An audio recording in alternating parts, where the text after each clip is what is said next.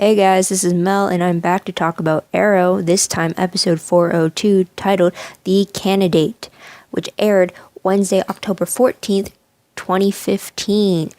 And it is roughly 2 hours since I saw the episode, and I gotta say, I still got lots of questions left over, but let's get started. Quick reminder though, if you have not seen the episode, I suggest you do so before you watch this video, because there is going to be a lot of spoilers in this video.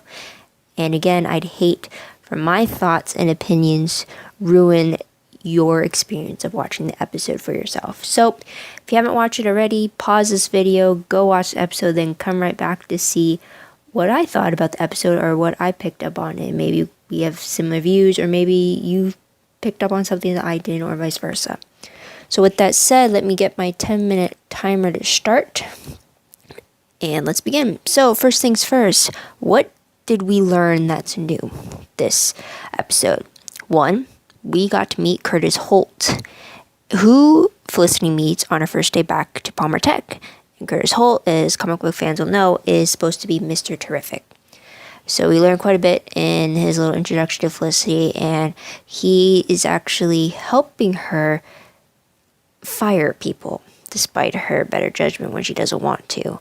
And just that whole first vibe between the two, I really liked it. So I'll get into that later. But second thing, the introduction of Anarchy and his attempts to get recruited by Damien Dark and his Hive corporation.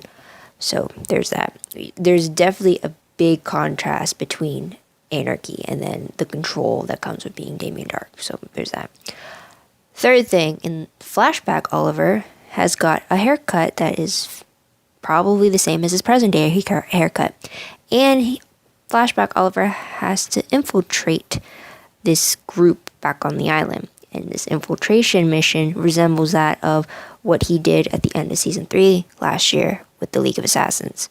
So maybe that's how they're tied in, but I'm still wondering how season 4 flashbacks are tied in with present day season 4.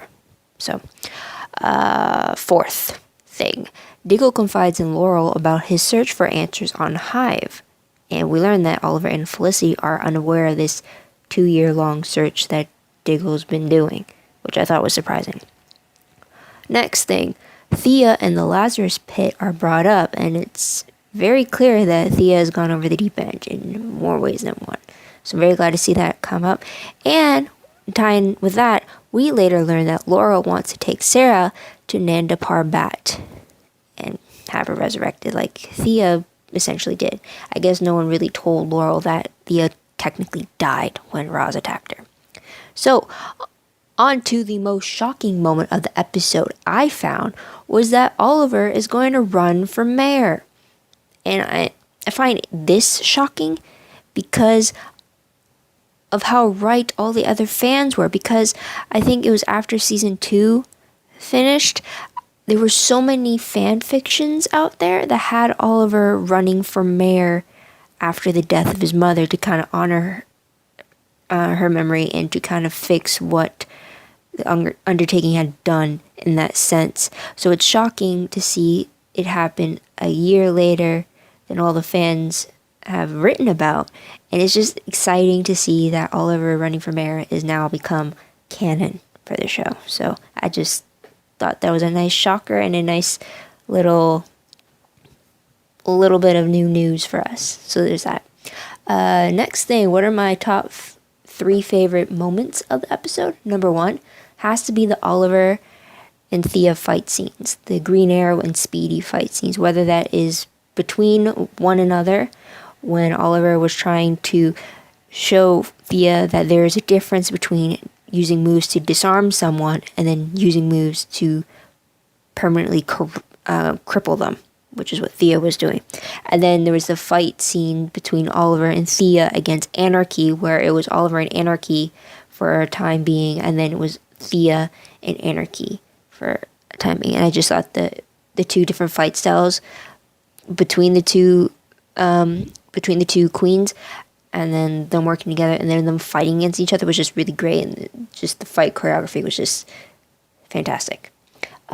Second thing, Oliver and Felicity. Because they're like my OTP, anything involving them together is probably going to be one of my favorites. So clear warning for that. But reason they are my favorite moments this episode is because of the code name talks, because Oliver packed Felicity's lunch for her first day back at Palmer Tech. He gave her a welcome back fern, so the new Felicity fern lives, and they had couple support where Oliver was supporting Felicity going back to Palmer Tech when she was both nervous and excited to fill in Ray's shoes at the company.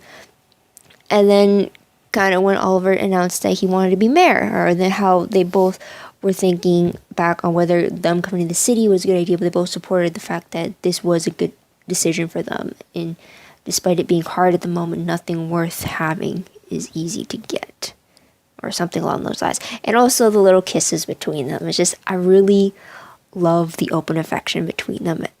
It just adds a new layer to every other issue we usually see them in beforehand with all the Arrow stuff or all the company stuff. So there's that.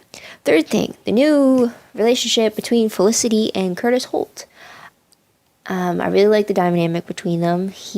It seemed like Curtis has a tendency to ramble too when he's nervous, because I think Felicity called that out, saying that she was the only one that was allowed to do that. But I definitely sense a great friendship between them, because they definitely speak on the same intellectual level, which we see when he's presenting his algorithm model using very specific terms, and she understood what he was saying very quickly, despite him thinking that maybe he kind of went overboard in the explanation. But I just like the dynamic between them, and I can't wait to see how that grows and how their working relationship becomes. So there's that. Now, my top 3 peeved moments. I actually only have 2. So the first one is that I'm still waiting for the connection between the past and present day. So there's that. It's quite small. But usually before in the past, we usually saw some characters that were connected to both. But really, it's only Oliver at this point. So maybe there's already a connection that comic book fans will know and I don't. So maybe that's where a part of my irritation comes from. But second thing, the capture of Anarchy being as quick as it was in this episode.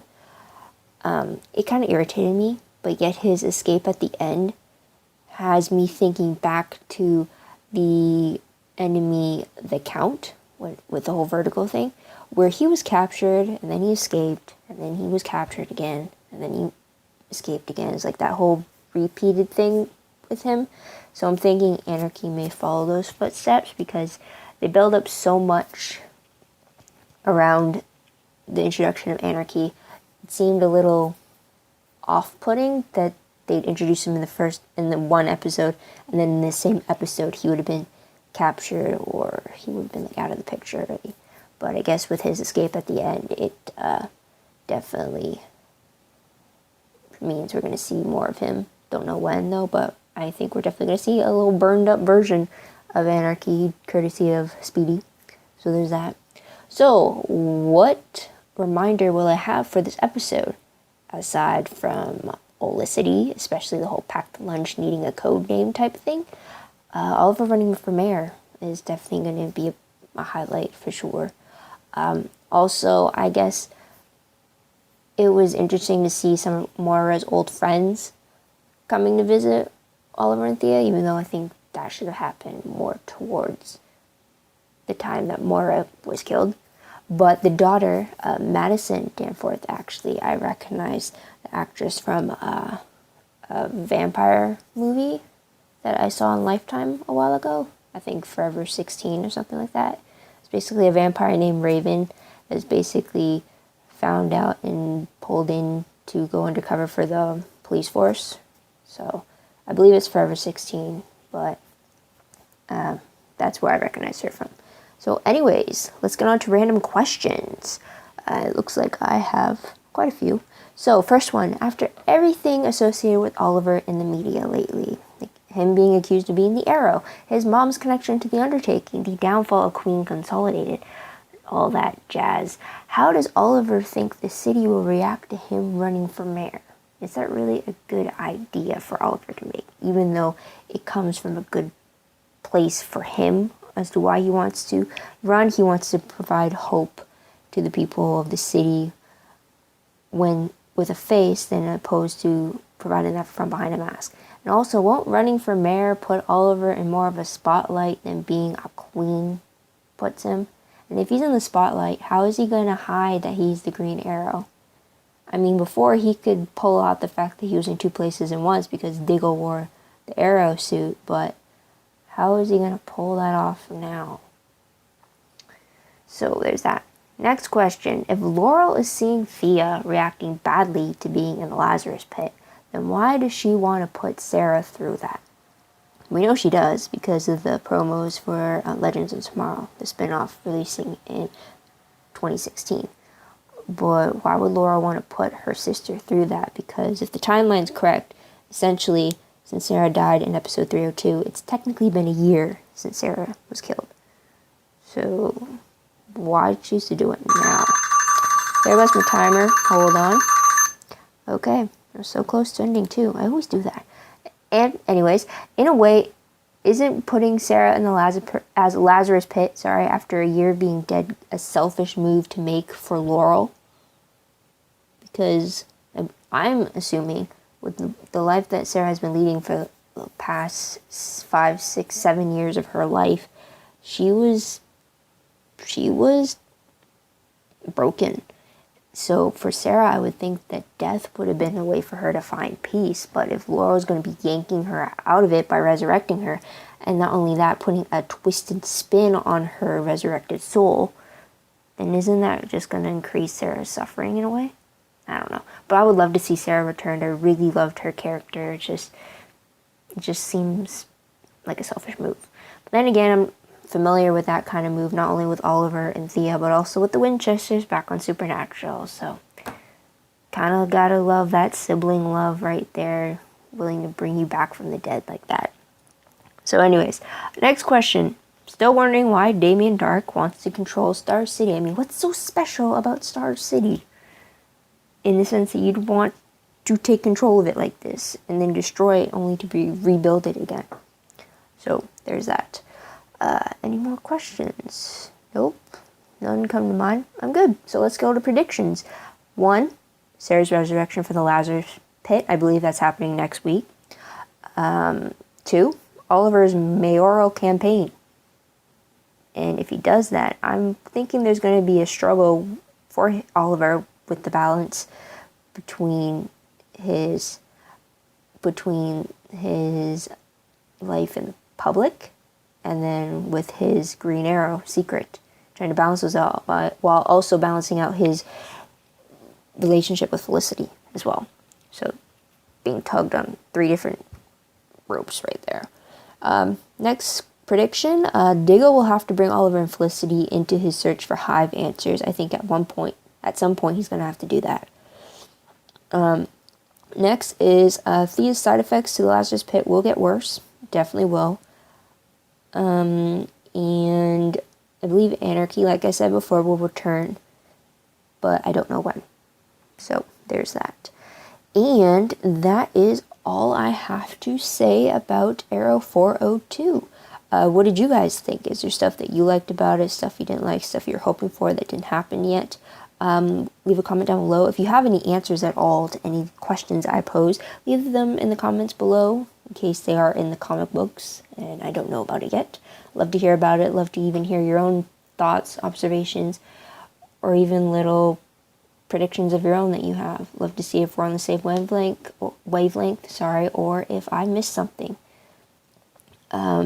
So, before you go, don't forget to like this video, truly appreciate it. Subscribe to my channel if you haven't done so already, and check out my other videos just to pass the time if you want. You don't have to. Love it if you would, though. And don't forget to share this with all your fellow Arrow fans. Sorry, tongue-tied. Ugh, I hate when I do that. But just help spread the word around. It'd be great to just help this fan base grow. And if you want to find out more stuff on Arrow, usually I check a whole bunch of stuff, but usually I would tie it all back to my Tumblr page.